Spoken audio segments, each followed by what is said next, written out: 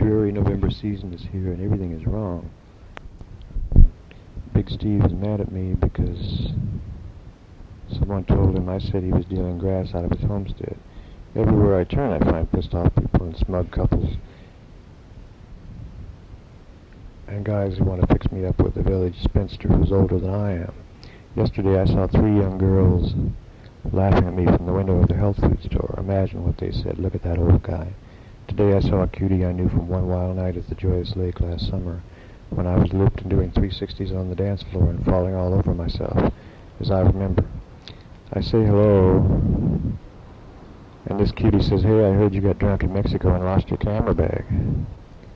Fucking small-town gossip. And I ask her if she's interested in an addictive relationship. She says, "No thanks." And I say, "We have a thread. It depends on what we string on it." And she looks at me like I'm crazy.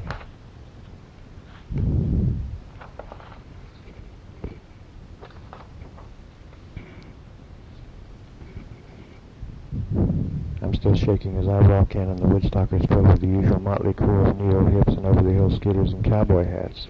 The weirdness factor is undeniable now that the summer people are gone. Now only the hardcore,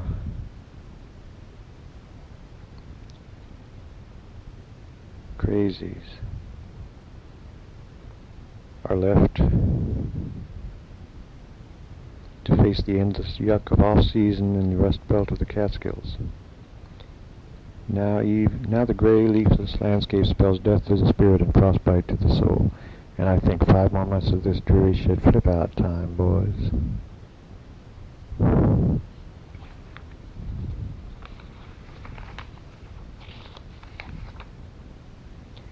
I scan the room for friendly faces.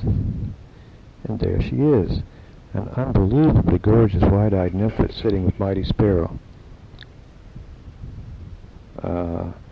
Tell more gossip, tell me in the Betty Marks story. Ordinarily, I avoid Mighty Sparrow like the swine flu, for Mighty Sparrow is the quintessential motor mouth, rappity-rap-rap, especially after several cups of what the Woodstocker calls coffee. But today, my dream come true.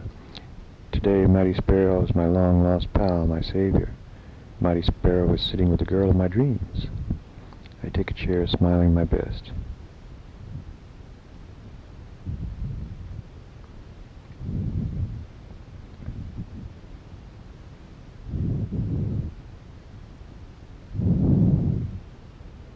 Howdy.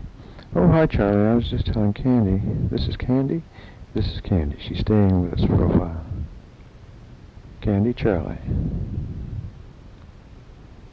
Oh my God, I'm dead. I'm fucking dead. She's everything I've ever wanted, and I haven't been laid since Cleopatra kissed that asp and Mark Antony sat on his sword. Since Cleopatra kissed that asp and sat on Mark Antony's sword.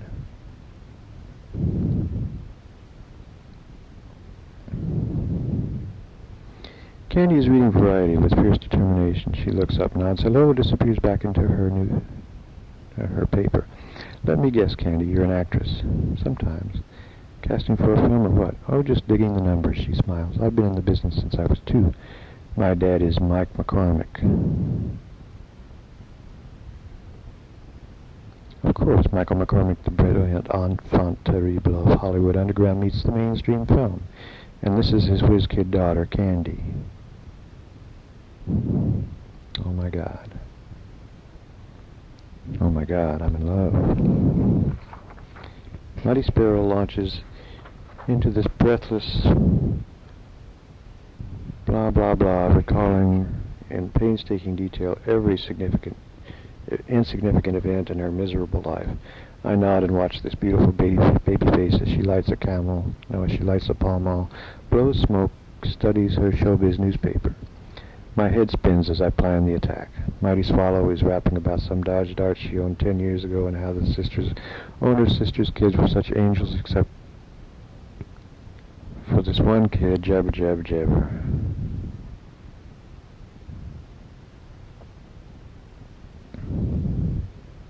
And I'm thinking I'll save that last grammar blow, chill some good champagne, invite John and Bean, 2 witty gay guys who were deep into Hollywood film trivia. Exactly right. Gourmet drugs and rock and roll and witty conversation with the fireplace blazing and champagne bubbles tickling Candy's perfect little nose.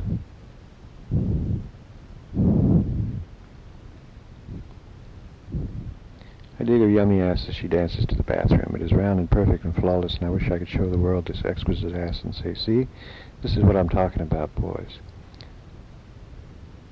Round and firm, no lumps, no bumps, no dents, not 6 yards wide, not flat as a fucking pancake. This is the way an ass should be. Home base, spine shivering, goose bumping, the perfect ass.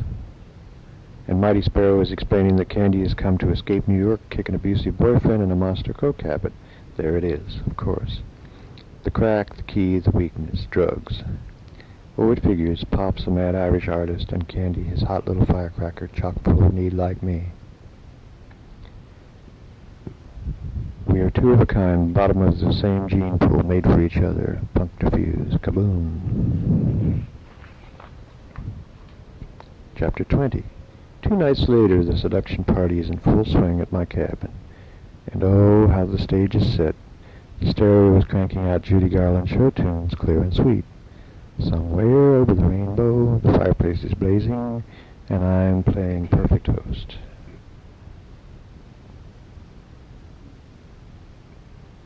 The gay boys are witty and right on target, with gossip of orgies on Rock Hudson's yacht and equally fascinating stories of pricey thrills in La La Land. I smile at Candy. She smiles, but there is no sex vibe whatsoever.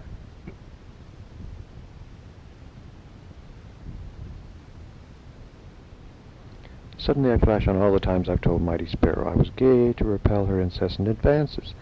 Now here I sit with 2 gay guys. Of course, how fucking stupid can I be? Candy thinks I'm gay. I had gay with sex once, I announce. Once, says Mighty Sparrow. Yeah, one time when I was in college. He was my anthropology teacher, and I thought he was a neat guy.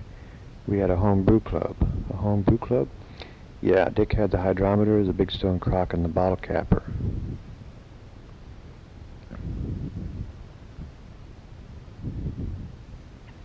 And we'd each take a turn and brew a batch of beer. It cost a nickel a quart. You could get bombed for 20 cents. So he seduced you, said Bean, says Bean, eyes twinkling.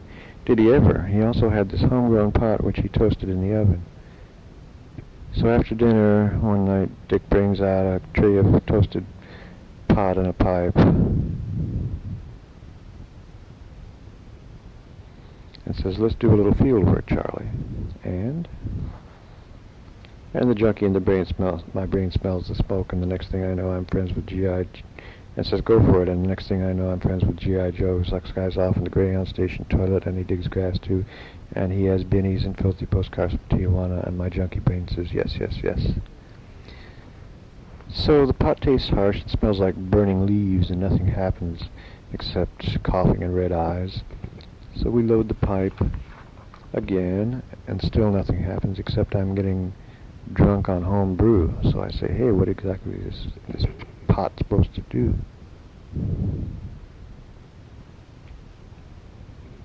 When suddenly the room looks strange and my head begins to spin.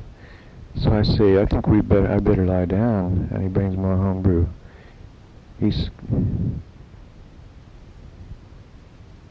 Then he turns on the sun lamp. So we take our clothes off and we're lying there on the bed. And all of a sudden he's feeling my leg, and I'm so drunk and stoned I don't really give a shit. The next thing I know, I'm going down on him. And he starts laughing and saying he's so drunk he can't come. So he tries jerking off and he can't come that way either. We're laughing and falling down drunk. That's about all I remember, except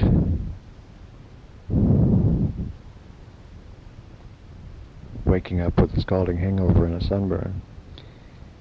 30 stoned years later, I'm growing 12 bushy pot plants in my garden, and there's a Kingston detective at my door asking for Charles McGee.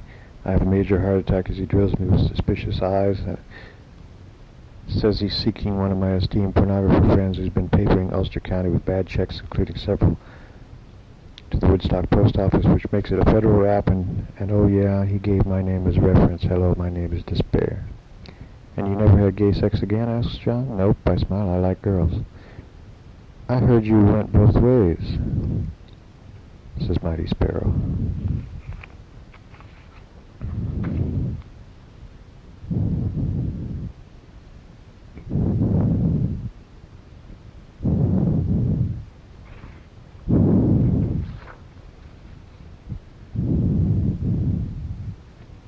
In a manner of speaking, I do.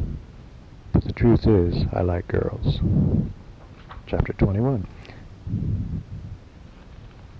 I phoned Candy the next day.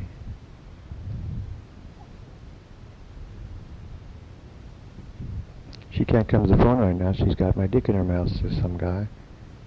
There's laughter. Candy comes to the phone and says, thanks for a fabulous evening. I say, I really want to see you again. How about dinner and a film? Really? Yeah, really. Then we'll get drunk and I'll kidnap you. Really? Look, Candy, you can't live in that teeny little house with Mighty Sparrow and Tree Toad. I have money. I have the cabin and a loft in the city. I have a better deal. She says, well, we'll see, and sounds a little excited. I feel a nervous exhilaration and the beginnings of a righteous erection as I hang up the phone. Could it be? Could it fucking be? Okay, no beer today, no smoke, nothing. I'll clean the cabin from bottom to top, change the sheets, lay a fire. I'll buy fresh flowers and snacks from the health food store, the right magazines, the right records. I'll snow this girl with the best of everything, the finest. Whew.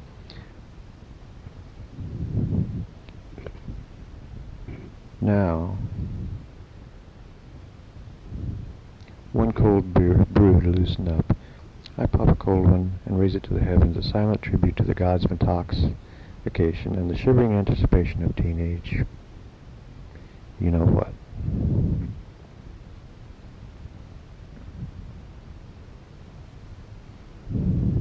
Oh my God. I take a long brassy swallow. Yes, roll a skinny joint and take 2 tokes. Yes, yes, yes. Within seconds my head is buzzing. Oh God, yes. I finish sweeping, attack the dirty dishes in the sink. Lay the fireplace, toke again, pop another brew. Lay the magazines on the coffee table, stack the right records by the stereo, fluff the pillows on the old red couch. Perfect. By the time I leave the driveway, I'm sucking my 2nd joint and my 5th beer, and my brain is buzzing nicely.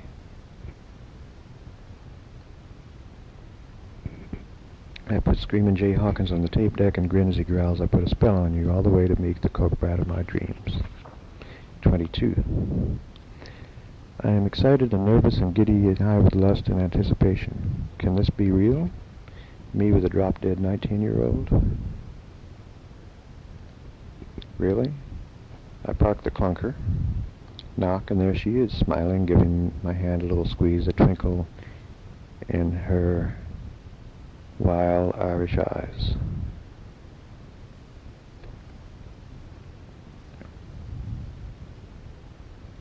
She leads me to a back bedroom. You know Free, right? And this is Wendy and Mo. Girls, this is Charlie. They are sprawled on the bed, 4 long-haired girls, listening to Madonna sing about doing it. I perform a quick about-face and shake my head in stone disbelief as I open the fridge and find a chilled bottle of Stoli in the freezer. I pour 3 fingers of icy 100 proof and return to the bedroom, the quintessential dirty old man. Oh my God. Candy is wearing a wrinkled black dress and too much makeup, so what? At this point she could be dressed in the shroud of the mummy's tomb and splashed with zombie blood for all I care. She passes a blue plastic bong of marijuana, and I take a righteous puff, feeling wonderfully degenerate, guilty as hell, and loving every heart-pounding minute. Whew. The room is filled with things Candy has shoplifted, and a little yappy dog tries to fuck my leg. I am drunk with lust for this unbelievable child woman, not to mention this entire crew of jailbait before me, and for one forbidden instant I picture the 5 of us, Good Time Charlie and the 4 teenage nymphs.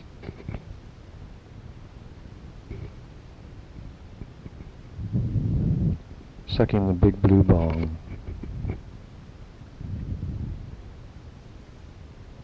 chug-a-loading ice-cold vodka as we fall into a wet, giggling pile, shaking with laughter as we peel off our clothes and dissolve in a puddle of hot, steamy sex. And simultaneously I picture Mighty Sparrow walking in and catching her precious little princess with my meat in her mouth while the others drool and wait their turn. And I see big trouble if I don't grab the nippet of my dreams and split this teenage scene post-haste. I hear the chunk of a car door and I know it's Mighty Sparrow with a shotgun. I freeze in panic. Candy, I gasp. Let's go. She grabs her camels and we slip out the back and laugh as we beat it to my car.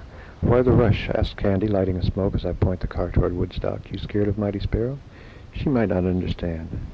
Candy laughs bodily. Are you kidding? She does threesomes with black dudes. She does it with dogs even, Great Danes. Yeah, but all mothers have this thing about dirty old men. How old are you anyway? 29. No, really. 44. Next week. Scorpio. All the way. Oh no, oh yes. How much Scorpio? Sun, Moon, Mercury, Venus, Mars. Wow, I'm not sure I should. With Virgo rising that quickly, Ad. Buffers the rough edges, puts the madness in balance. So what do you want with me, Scorpio? I'm going to eat you alive. Really? Cross my heart. And on we roll from this back road to that, circling backwards around the town. Me wondering exactly what the fuck I'm doing. Is this my midlife crisis? Have I sniffed too many bicycle seats or what? Is this it? All I know is I'm stuck and I want out. I feel old and tired and worthless and God Almighty ugly. And here's my teen angel, hot and fast and full of juice, offering a whiff of salvation, a whisper of love. What's the story on this car? She says. Oh, this is the great white whale, VP's Cadillac. It's a long story. We ride on, tapping our foot to music on the radio. Sure, all I need is this teenage cokeback to lick my problem. I know she'll rip me up and toss me away, leave me whacking my weenie and whistling zippity-fucking-doo-dah. I know. So? All I know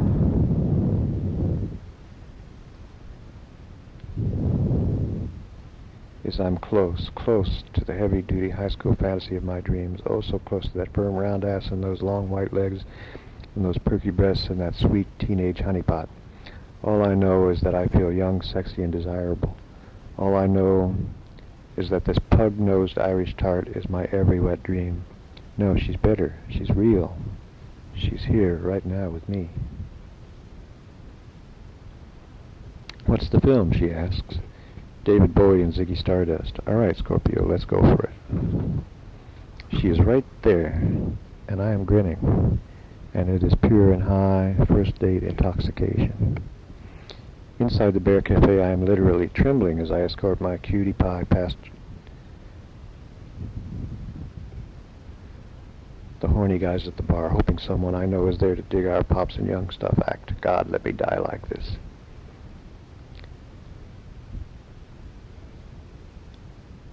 As we're seated and our drinks arrive, she tells me more about her problems, her recovery, her group stories,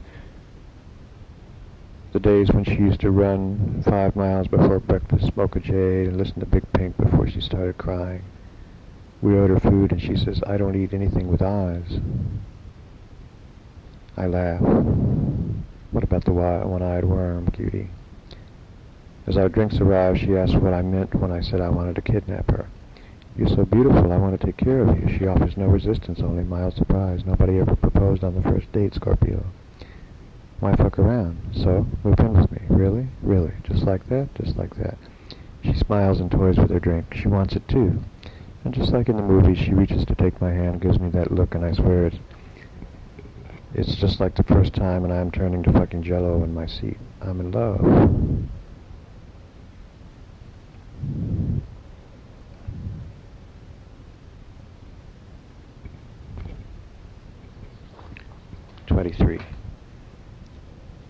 I chuckle as I usher Candy home to my well-laid nest.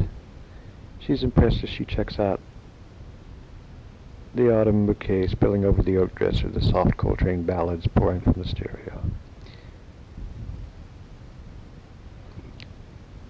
The perfect fire in the fireplace. I turn and laugh, give her a big hug, and she holds me so tight it shivers my spine. I smell trouble and I don't fucking care. I want it now. I pour Jack Daniels, her drink, my drink, the square black bottle that smells relief, and takes the edge off coarse encounters and my famous thin skin, and thickens my famous thin skin.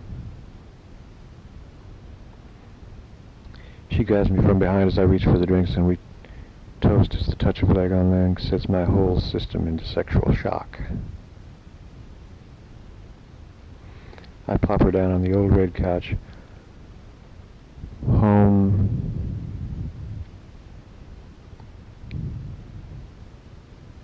of follies, home of lust follies, long forgotten. Thank God pecker tracks can't talk. Candy's sort of half sitting on my lap, and the dry twig fire is crackling madly over thick oak slabs. Our drinks tinkle, and she's all smiles. The air is electric as I touch her hair. She feels my leg. She gives me that look. I am gone. This is the girl I prayed for in high school and never had.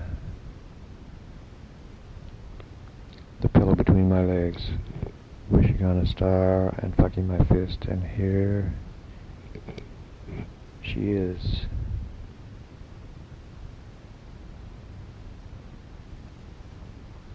Real.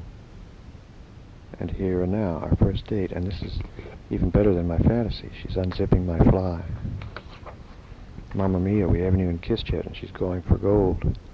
She's holding my dick. My heart is pumping pure adrenaline, and I say, this is as sweet as it gets, folks. A snoot full of good whiskey, and a lusty young girl, and a roaring fire, and John Coltrane playing a smoky What's New, and Candy.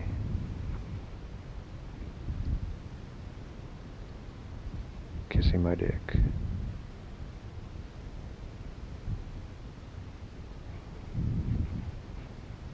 You have a very young cock, Charlie. What do you mean?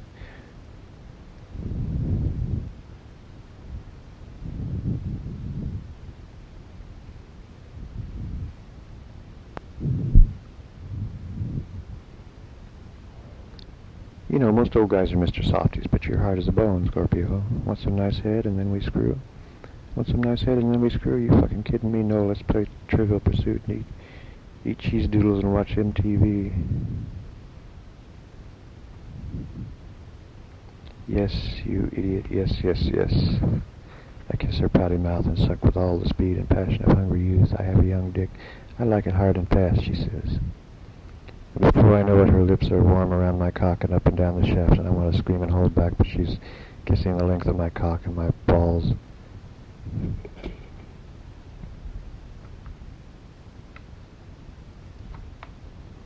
Licking like a candy. Stick her lips once again over my cock, and I'm losing all track of time as she slows down the rhythm.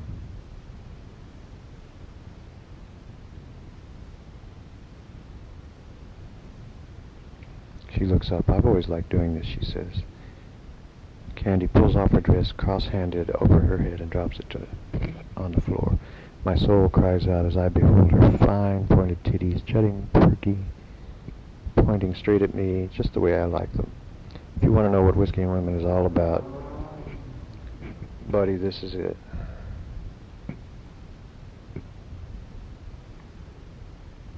Pal, this is it. She drops her drawers and I lie transfixed. Her precious cunny, a mob of golden curls, teeny-weeny suntan marks. Shall I die of bliss right here? On this red cum-stained cushion? She pulls at my sweater, unbuttons my shirt. I unbuckle and boom, my pants are down.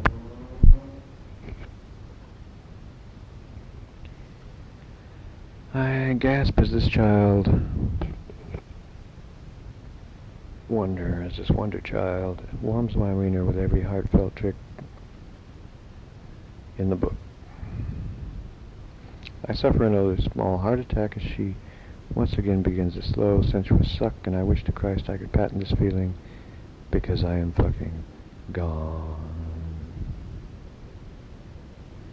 She grins maliciously, pulls my tingling cock to touch her cheek. You have such a nice dick, she whispers. I moan. She giggles, goes back to work on my joystick. Now she sucks me whole, picking up the beat, long hair gold in the candlelight, as she begins a deep pumping rhythm with her red pouty lips. I strain to grip my teeth, hold tight, contain the explosion. She stops. You gonna shoot? Yeah. Well, slow it down. Don't come in my mouth. Why not? It's yucky. How long have you been sucking cock? Since I was 13. And you never swallowed? Never got a rubber? I rise, open a drawer, peel a red, lubricated Trojan, and hand it to her with a flourish. Oh boy, a red balloon, she squeals. Thanks, Charlie. She bites her tongue and rolls as she rolls the rubber down over my quivering dork. How do you want it, Charlie? Straight fuck. Missionary style? Go for it. Okay, she giggles, spreading her long legs, pointing to her quivering honey pot. Put it right here, Scorpio. She grabs my dick and guides it home, and I look down to see my red-sheathed cock slide home.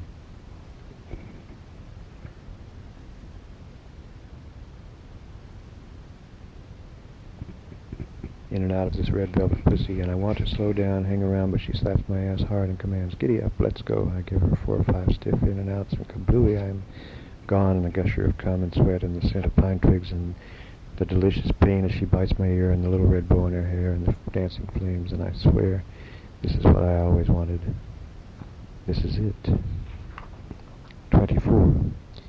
She's here, lying on my pillow, looking about 14, with baby angel face glowing in the morning light.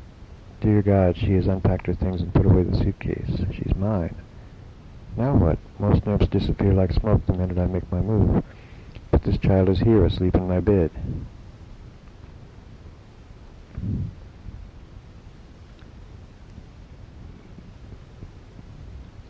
I pinch myself and look again, and there she is, all mine. But who has whom? 30 years of chasing women, drink in hand. Now I have a swollen liver and a coke whore who sucks but doesn't swallow. Now I can no longer pretend to the world that I'm a New York professional and a country gentleman. I want cheap thrills. I want jailbait. I want coups. I want sleazy rough trade leather and sweat and tattoos. I want bad girls, 4 at a time, girls with snow-cone nipples and Doritos under their fingernails. Girls who tell me I have a very young cock on the first day. Date. I admit it. So I'm hopeless. I'm immature. I'm a dirty old man and a voyeur and a child molester. So she likes me. She makes me feel sexy, young, important. She vindicates my search. All that mad, reckless energy, all for a piece of tail. And it was worth it. Every bit. I walk to pour another cup of espresso, and when I turn, she emerges from the bathroom naked in fuck-me shoes. Get your camera, she orders. As soon as I pee, we'll do a session. Laughing, I load a Leica and walk her outside. The November sun is thin and the air chilly. She steps from her fuck-me's and tiptoes on the rocky forest floor, vamping it up with cheesecake poses, blowing smoke, pouting, shaking her incredible boobies like pink water balloons. I take a fast roll, click, another, click. My blood pressure is rising and she is loosening up. I switch to Kodachrome, ask for some pussy shots. Go ahead, she laughs. I want pink, I say. Pink? Can you spread your legs? Her buoyant mood evaporates. You're a dirty old man. It is like letting the air out of a condom. The mood is gone. That's enough for today, she says. How much did we do? 2 rolls. Color? Black and white. Oh, can you develop them now so we can see them? Allison, oh, please? Please, she says, like all teenage girls say, please. And I see the daddy-waif relationship and all it implies and all the please daddies to come, and as I offer grumbling consent, I laugh aloud. My life is a wreck. I'm going down the tubes and I like the trip. I like the rush. The cabin is a hopeless mess. Shower dripping on soggy soap, wet towels here, used Kleenex there, half-chewed bubblegum in the soap dish, soggy Cracker Jacks, red-lipped Pall Mall butts in overturned ashtrays. Potato chips, pimple cream, the rug soppy with wine, a broken wine glass, lumpy piles of dirty underwear. All this in 24 hours. Oh, dear God.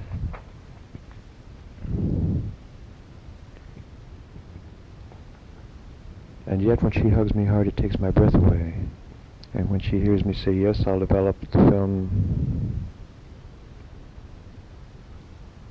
Today, she knows she has me. And when she gives me that same look and says, Charlie, can we go shopping?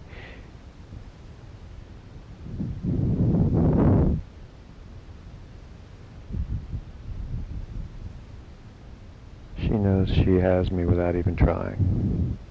Shopping for what? Oh, I need ciggies and makeup and perfume and socks and a bathroom scale and the new Van Halen tape. And I laugh. Let's get stoned and go to Caldor. Ride the horsey? Shoot the gun? The whole bit? Every inch. Her eyes brighten. We'll dig all the Christmas stuff. Then we'll hit the mall and the video arcade. No shoplifting? No sticky fingers today. You know, that thrill of stealing is better than heroin. But every time I shoplift, I get in trouble. Sometimes I used to get all dressed up and go to Tiffany's and Saks and Bergdorf's. But they have these white plastic memory tags on everything at Saks except the lingerie. So I steal lingerie and what they call crushables, stuff that fits in my purse. And sometimes I do what they call a wear out when I walk out with something. But not today, I say. Not today.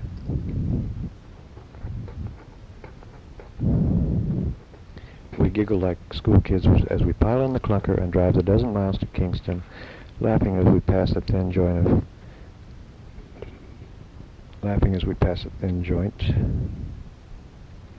singing along with the radio, lost in the giddy thrill of the moment as we roll toward the biggest discount store in the Hudson Valley, me and Young Stuff. Ha! 2 minutes after we hit the store, we're in trouble with this uptight security jerk who says I can't push candy in the cart. We laugh and wheel away, incorrigible bats in this vast consumer playground, lights too bright for our stoned eyes. Candy says she has the munchies, and I do too, so we hit the candy counter.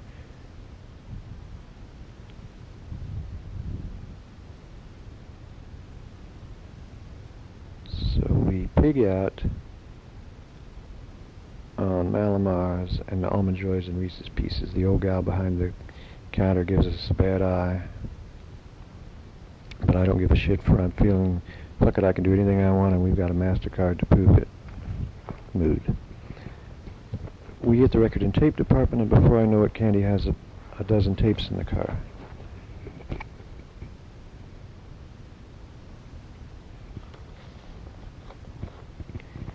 Hey, I say. Oh, please, she begs.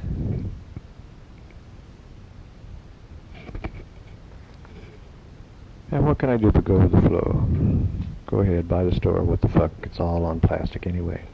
Now I begin to catch shopping fever. I grab a ping pong set and a plastic dart gun and a funny red cap that reads bullshit when you snap the brim. Check this, I laugh, trying it on. It's you, she says, laughing so hard her titties bounce under her t-shirt. The security nerd is back. He looks pissed. Sir, he says,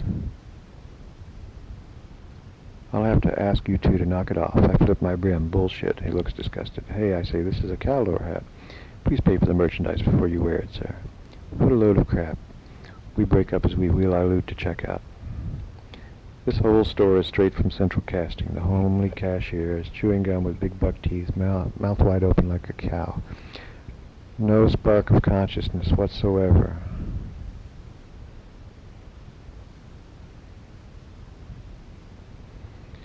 And for one quick moment I wish I could trade all my neurotic brain jabber for her perfect emptiness, her shopping mall naivete.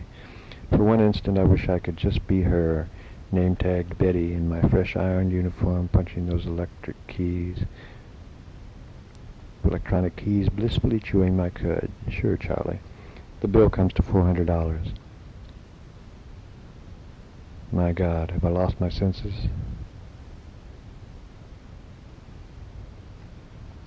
Holy Christ, my throat is dry and enough is enough.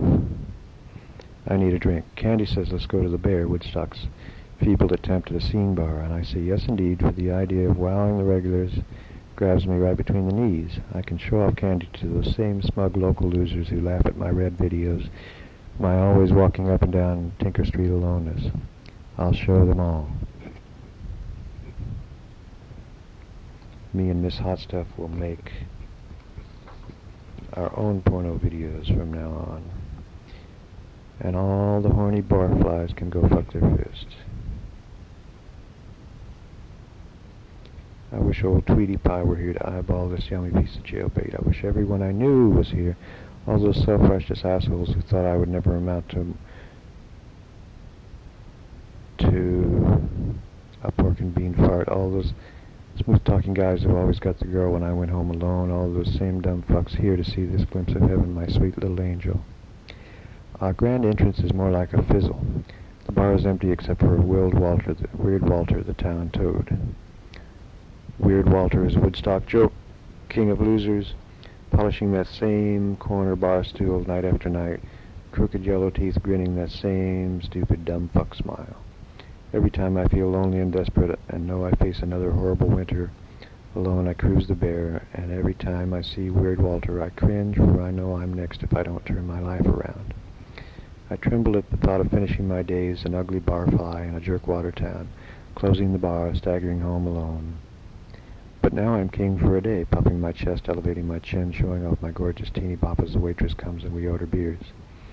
I can see Weird Walter drooling, and I love every minute. Eat your heart out, boys. The waitress brings cold, sweaty bottles of Heineken, and I immediately order another round.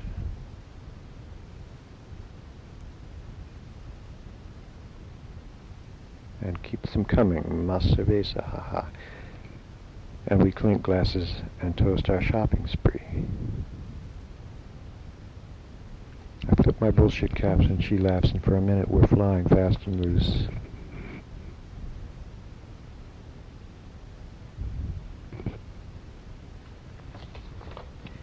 And everyone in the real world is a square fuddy-duddy wage slave like Weird Walter, sitting shit-faced at the glow of our unholy alliance, and I'm proud as I can be.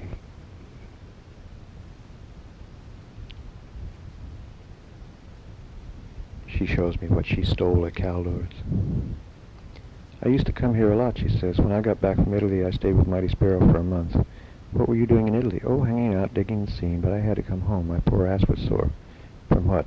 All those nasty Italian men, all those little pinches in the tushy. You were traveling alone? Well, the guy I was with had to split, and I met these cute boys, you know. I never slept alone or spent a penny after that.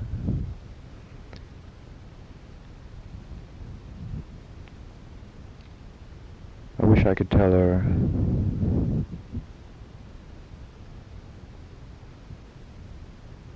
of my own trips to Europe.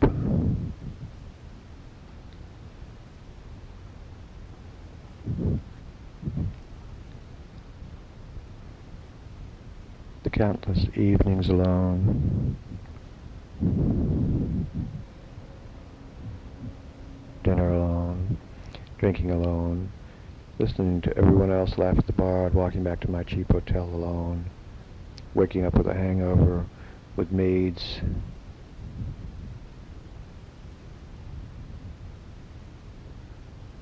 Banging on the door, wanting to clean the room.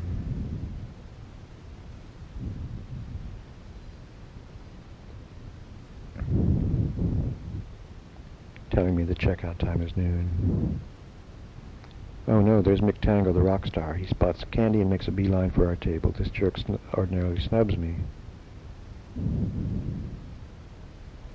Now he wants my teeny pop. Shit. Now he wants my girl.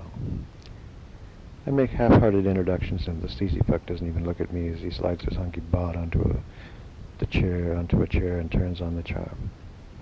I gulp my beer, wave at the waitress, switch to a double whiskey. By the time our drinks arrive, she is giving me him that come-here look. By the time I return from the pisser, they announce they are leaving together. Don't bother coming back, I say. She giggles, grabs his arm. What do you expect, Scorpio? I'm 18 years old. Hey, goodbye, Charlie. 25. I wake up early, and I know I'm crazy. A coke brat is pushing my buttons, and I can't handle it. Old Fibber's sperm was full of Lone Star jeans. 10,000 nights of rednecks tipping long necks. Driving drunk to throw a mediocre whiskey fuck into Mamma Mia, the whacked-out enabler who chases bums through honky-tonks and has Little snot-nosed junkie kids like me. Stuff that hole. Good time Charlie rides again. Ticket full attention and head like a dizzy balloon. Plus the pain, humiliation, losing Candy to a jock rocker, and waking up alone again and feeling my hungry cells cry for more and more and more of any substance that will sugarcoat this pain inside and drug this need. Meanwhile, it's no price too dear, no trip too far, no left turns unstoned. Meanwhile, it's gobble, gobble, gobble like a hungry child sucking a big tit, calling the white coats. It was the same with the punkette. Elaborate. More stories here. Paragraph. I touch my cock. The phone rings. I jump and settle back in bed. The answering machine picks up after the beep, and Candy's voice comes on, sweet and full of need. And I run to the phone, still holding my dick, and say a stern hello. Charlie, I want to come over. I don't know. I want to come home. Home? Oh, please.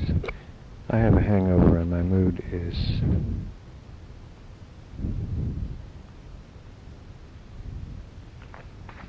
as pissy as the cold drizzle outside the gray window.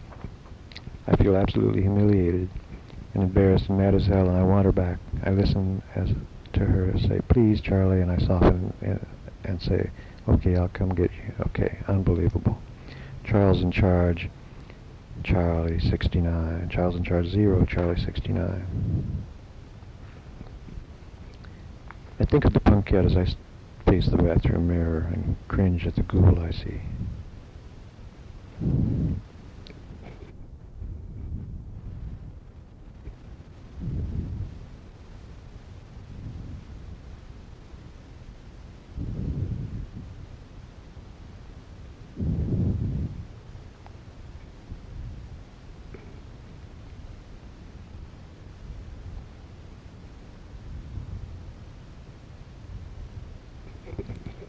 The punkette stands me up and I take it hard. It's raining and the radio plays maudlin songs and I have so little juice left. And my depression is turning inward. Sober I'm dull, and drunk I'm hopeless. I follow my cock and I get so wound up with desire that I lose my center.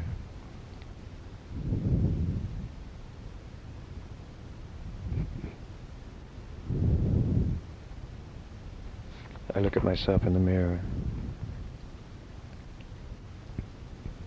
and I see the zigzag man on sterno, watery Broderick Crawford eyes, Charles McGee the puffy photographer, born to boogie. Fuck it. Maybe I should grow my hair longer, trim my beard. Maybe I should jump off the pier. Candy wants me back so she can fucking eat, and she can fucking eat my shorts. She wants to please me so she can, if she wants to please me, she can get on her teenage knees where she belongs, assume the fish face position, right. Crack of dawn, bottomless glass, another tequila sunrise. Boogie children. Sometimes I wonder why I stay. I could cash it in, become a hophead in India, hang out with druggies on the beach.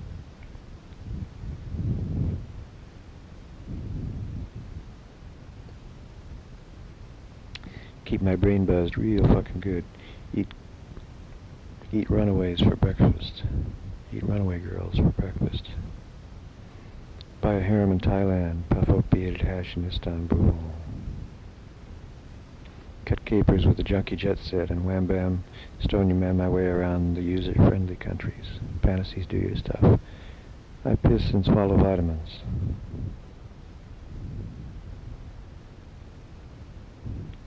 Black coffee, hot shower, Visine and Ultra Bright. What a joke. Whiskey and women all over again. And what do I expect? Lone Star sperm dripping from a teenage chin.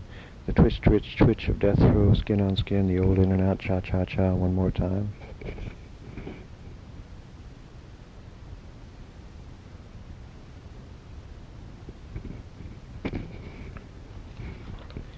I fire up the clunker and drive the 5 miles to town. Seatbelt fastened to look like Mr. Moderate, driving the living on back roads and aching for a cold beer to take the edge off the throbbing pain in my head. There's a shark inside me.